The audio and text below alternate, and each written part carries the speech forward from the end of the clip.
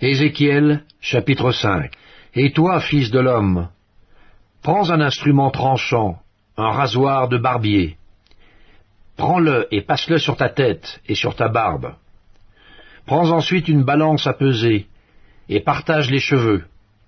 Brûle-en un tiers dans le feu au milieu de la ville, lorsque les jours du siège seront accomplis. Prends-en un tiers, et frappe-le avec un rasoir tout autour de la ville. Disperse-en un tiers au vent, et je tirerai l'épée derrière eux. Tu en prendras une petite quantité que tu serreras dans les bords de ton vêtement.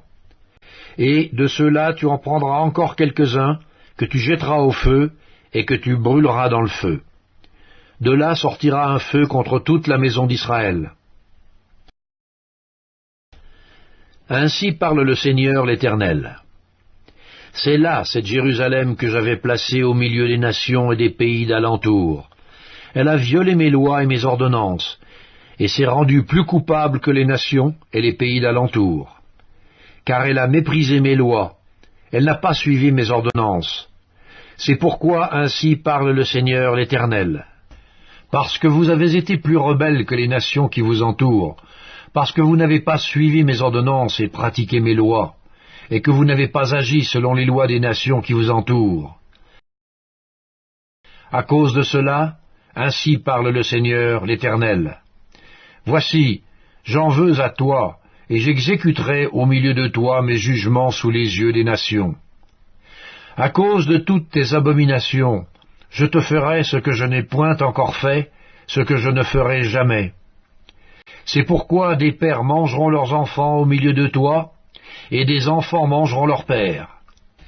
J'exercerai mes jugements contre toi, et je disperserai à tous les vents tout ce qui restera de toi. C'est pourquoi je suis vivant, dit le Seigneur, l'Éternel, parce que tu as souillé mon sanctuaire par toutes tes idoles et toutes tes abominations. Moi aussi je retirerai mon œil, et mon œil sera sans pitié, moi aussi je n'aurai point de miséricorde. Un tiers de tes habitants mourra de la peste, et sera consumé par la famine au milieu de toi. Un tiers tombera par l'épée autour de toi, et j'en disperserai un tiers à tous les vents, et je tirerai l'épée derrière eux.